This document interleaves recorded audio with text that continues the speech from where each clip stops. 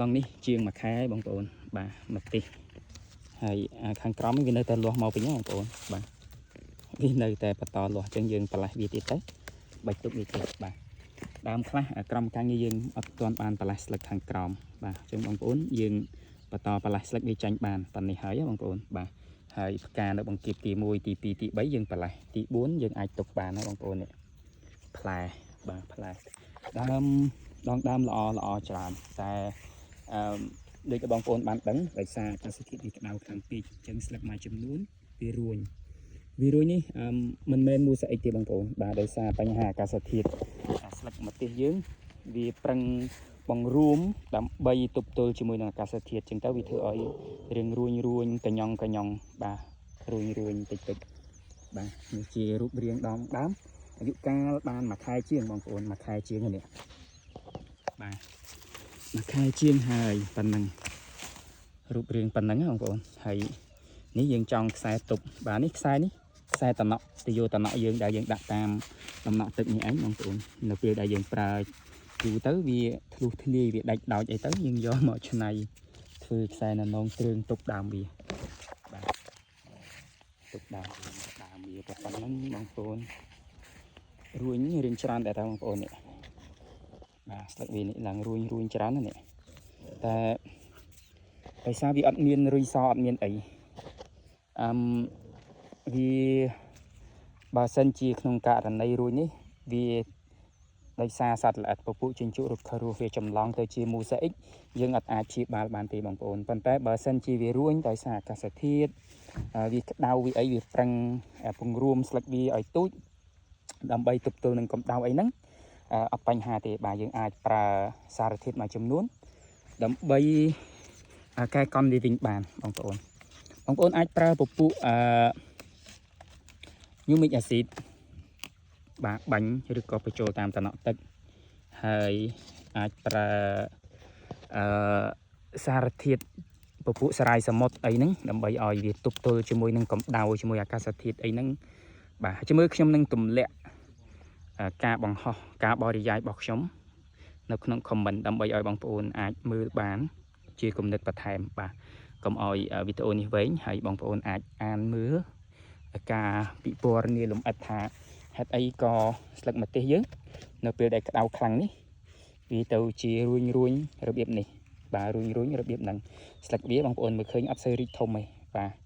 វារឹងកាញ់កដាលកញ្ចុំត្រួយហ្នឹងរឹងកាញ់ដើម្បីទប់ទល់ជាមួយនឹងកម្ដៅបាទទប់ទល់ជាមួយនឹងកម្ដៅទប់ទល់ជាមួយនឹងអាកាសធាតុអានេះប្លង់ថ្មីមួយទៀតណាបងប្អូនបាទប្លង់ថ្មីមួយទៀតមកដល់ពេលនេះអាយុជាង1ខែហើយបងប្អូនបាទជាង1ខែហើយបាទ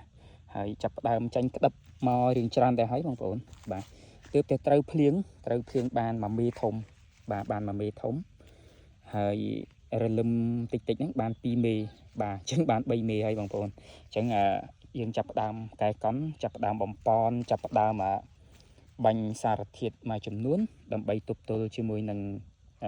អាកាសធាតុដើម្បីកែលម្អវាវិញបាទហើយសារធាតុទាំងអស់ហ្នឹងបងប្អូនអាចប្រើពពួកអាមីណូអាស៊ីតអាចប្រើពពួកសារាយសមុទ្រអីហ្នឹងពពួកម៉ាញ៉េស្យូមពពួកកាល់ស្យូមបូរ៉ុនអីហ្នឹងបាទដើម្បីបញ្ញាក់ដើម្បីបំពន់ឲ្យវាមករលាស់រលាយវាវិញណាបងប្អូនបាទហើយបងប្អូនអាចប្រើ gibberellic acid បូកជាមួយនឹង Lichnis viscaria បាទដើម្បីបញ្ញាក់បន្តឫសថ្មីក្នុងករណីមេឃអាកាសធាតុអំណោយផលល្អវាអត់សូវក្តៅខ្លាំងបាទហើយបើក្តៅខ្លាំងបងប្អូនឧស្សាហ៍បាញ់ទឹកបាញ់អីតាមលើស្លឹកវាថ្ងៃក្តៅហ្នឹងណាបាទហើយបើមានស្មៅមានអីក្របតាមលើកៅស៊ូលើអីនេះពួកអីមិនប្រកាសថាភ្លៀងហើយហ្នឹងតិចរហូតទេពួកអីនៅរដូវនេះរដូវក្តៅនៅឡើយបងប្អូនបាទអញ្ចឹងវាអាចក្តៅបាទវាអាចក្តៅអញ្ចឹងបងប្អូនអាចប្រើស្មៅប្រើអីក្របតាមគុលលេកៅស៊ូនេះបាទតាមគុលលេកៅស៊ូនេះហើយថ្ងៃឡើងយើងបាញ់ទឹកវាទៅបាទបាញ់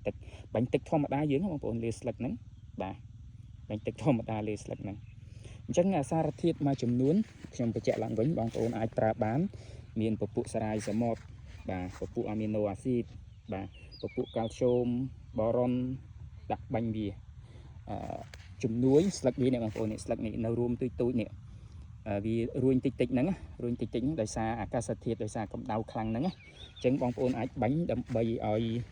đầm nam dướng viên cầm lắng tục tư cho mùi nâng cầm đau hơi viên lụt lọt màu vinh bà lụt lọt màu vinh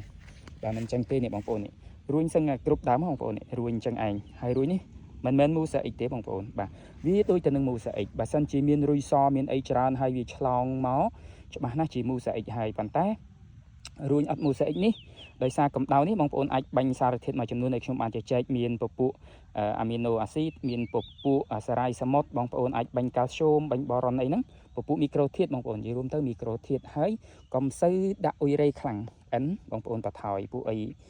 ca sơ thiết đau chết đã uy rây khẳng vì ai tới chỉ bánh hà vinh bà bánh hà vinh bà ở cún bong ôn không chun phẩm ní bà bẹ pon tận nằng đầm nam mặt tì bọc nhung bà mặt đầu tiên ní mặt hai chiên hai đón đámคือ ប៉ុណ្ណឹង បងប្អូន បាទ ល្អ ច្រើន ក្តឹប ចាប់ដើមចាញ់មករៀងច្រើនដែរហើយ ហើយ មករយៈមុននេះ ក្តៅខ្លាំងពេក បងប្អូន នេះ ផ្កា ក៏ រុះ ដែរ នេះ ផ្កា មក ទេស នេះ ឆ្អោតដៃ ខ្ញុំ នេះ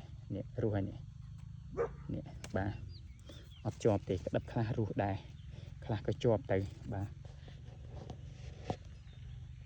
បាទ ជូន ប៉ុណ្នេះ បងប្អូន មាន អ្វី ចូលរួម អាច សរសេរ បាន ខាង ក្រោម ជួប គ្នា នៅ ពេល ក្រោយ ទៀត